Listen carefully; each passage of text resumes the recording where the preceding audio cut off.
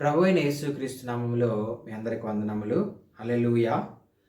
నీతిమంతులుగా జీవించినట్లయితే దేవుడు ఏం చేస్తాడో మన జీవితాలు నువ్వు నీతిమంతుడుగా జీవిస్తే మన జీవితంలో ఏం చేస్తుందని అంటే నీతిమంతుడు ఆశించుచున్నది వారికి దొరుకును. హల్లెలూయా. సామెతలు 10:24 నీతిమంతుడు ఏదైతే ఆశిస్తూ ఉన్నాడో ఖచ్చితంగా దేవుడు అతని కోరికను అతని ఆశను ఏం చేస్తాడనంటే ఖచ్చితంగా తీరుస్తాడు. హల్లెలూయా. ఎందుకనంటే చూడండి, నీతిమంతుడు ఏం ఆశిస్తాడో తెలుసా? కోట్లు, ఆస్తులు, అంతస్తులు, భవనాలు ఇవేం ఆశించడు. నీతిమంతుడు ఆత్మలను ఆశిస్తాడు. హల్లెలూయా. నీతిమంతుడు దేవుని సంఘమును, దేవుని రాజ్యమును కట్టడం ఆశిస్తాడు. నీతిమంతుడు ఏం చేస్తాడనంటే అనేక మందిని దేవుని మార్గంలో నడిపించటము ఆశిస్తాడు.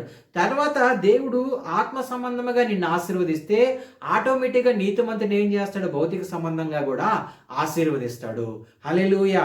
అందుకే నీతిమంతుడు ఆశించున్నది వారికి ఖచ్చితంగా ఏం చేస్తాడు? దేవుడు దయచేస్తాడు. నీతిమంతుడు నిత్యము నిలుచు కట్టడం వలె ఉంటాడంట. ఎలాగుంటాడు?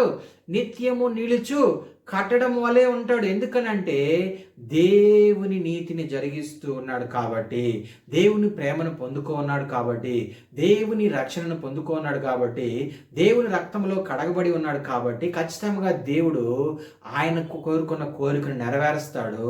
అదే విధముగా నీతిమంతుడు కట్టడం వలె ఉంటాడు. హల్లెలూయా.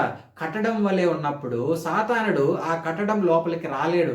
ఎందుకనంటే ఇతను ఏం చేస్తాడు? నీతిమంతుడు వాక్యం ద్వారా కట్టుకుంటాడు, ప్రార్థన ద్వారా కట్టుకుంటాడు. తన కుటుంబమును, సంఘమును, సమాజంలో వెళ్తూ ఉన్నప్పుడు, వస్తూ ఉన్నప్పుడు ఆయన ఎక్కడికి వెళ్ళినా కూడా సరే ఒక కట్టడం వల్లే ఉంటాడు. ఎందుకనంటే దాన్ని ఎవరు కదిలింపలేరు.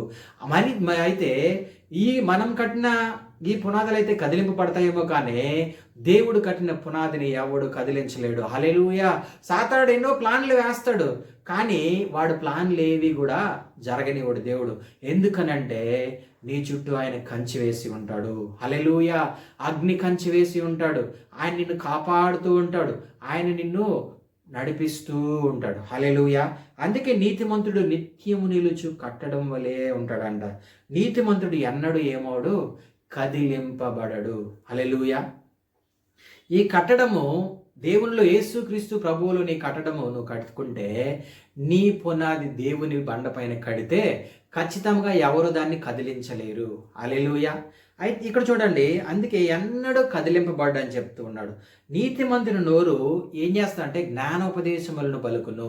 హల్లెలూయా. నీతిమంతుని నోరు ఏం చేస్తుంది? జ్ఞాన ఉపదేశములను పలుకుతుంది.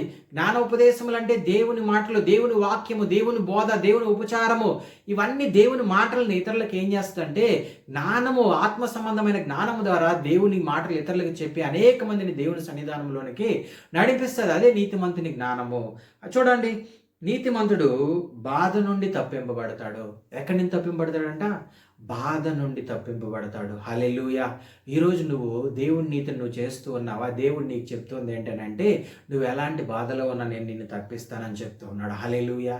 అయితే దేవుని నీతి నువ్వు నెరవేరిస్తే ఖచ్చితంగా ఎలాంటి బాధలో ఉన్నా కూడా దేవుడు నిన్ను ఏం చేస్తాడంట? విడిపిస్తానని చెప్తూ ఉన్నాడు. హల్లెలూయా. ఇంకా మనం జ్ఞాపకం చేసుకుంటే నీతిమంతుల సంతానము శిక్ష నుండి విడిపింపబడును. హల్లెలూయా. నీతిమంతుని సంతానం ఎక్కడి నుంచి విడిపింపబడుతుందంట? శిక్ష నుండి విడిపింపబడును. ఈరోజు దేవుడు మనకు అలాంటి శిక్ష నుంచి ఈరోజు విడిపించున్నాడు మన వాళ్ళని. హల్లెలూయా. దేవుని బిడ్డలమైన మనం అందరినీ కూడా దేవుడు విడిపించి ఉన్నాడు. ఒకవేళ ఇప్పుడు వారికి ఎవరైనా విడిపించిన వారు వింటూ ఉన్నారా? ఈ మాటలో దేవుడు అంటూ ఉన్నాడు, నేను ఈరోజు నిన్ను విడిపిస్తాను, ఈరోజు నేను నీ బంధకములను తెంపివేస్తాను, ఈరోజు నువ్వు ఎక్కడైతే బంధింపబడి ఉన్నావు అక్కడి నుంచి నేను విడిపిస్తాను, నేను నిన్ను నీతిమంతుడిగా చేస్తాను, నేను నిన్ను యథార్థమంతుడిగా చేస్తాను.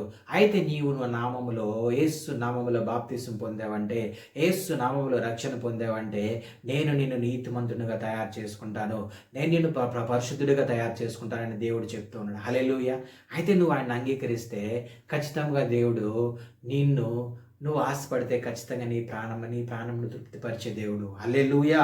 చూడండి, అదే విధంగా నీతిమంతుడు సంతానము శిక్ష నుండి విడిపిస్తానంటూ ఉన్నాడు. నీతిమంతులు చిగురాకు వలె వృద్ధి నొందుతారని దేవుడు వాక్యలేఖనాలు చెప్తూ ఉన్నాయి. కాబట్టి నువ్వు జ్ఞాపకం చేసుకోవాల్సింది ఏంటంటే దేవుని నీతిని కొనసాగిస్తే ఖచ్చితంగా దేవుడు నీ ఆశని తీర్చి నిన్ను తృప్తిపరిచి దేవుడు ముందుకు నడిపిస్తాడు. ఇటు మాటలు దేవుడు దీవించిన గాక.